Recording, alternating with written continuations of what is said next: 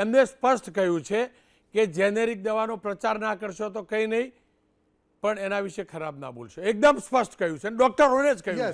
Yes sir, સ્પષ્ટ કહ્યું છે. બરાબર છે, સ્પષ્ટ કહ્યું છે. બીજી બધી વાતોને સ્પષ્ટ કહ્યું છે. એવું કીધું છે કે જેનરિક દવાઓના જે પણ ઔષધિ કેન્દ્રો છે અથવા આયુષ્માન ભારત જે યોજના છે એમાં એવું ક્યાંય કંઈક બોલશો નહીં જેના કારણે આ બે મહત્વની યોજનાઓ જે ગરીબો માટે છે એનું મહત્વ ઓછું ના થઈ જાય. ચોક્કસ હું એ સ્વીકારું છું, આવું કેમ બોલવું પડ્યું એ પણ સ્વીકારું છું કે કારણ કે ક્યાંક ને ક્યાંક કોઈ વ્યક્તિઓ દરેક જો અત્યારે તો છે ને કોઈ પણ પ્રિસ્ક્રિપ્શન કોઈ પણ ડૉક્ટર લખતું હોય છે તો એમાં એનું જનરિક નામ નીચે લખાતું જ હોય છે. એના સોફ્ટવેરો છે બધા જ મેડિકલ ઇન્સ્ટ્રુમેન્ટની અંદર બી અથવા તો ક્યાંય બી સુપર સ્પેશિયાલિસ્ટ કે સ્પેશિયાલિસ્ટ ડૉક્ટરો જે પણ પ્રિસ્ક્રિપ્શન લખે છે તો એમાં જનરિક નામ આવી જ જાય છે.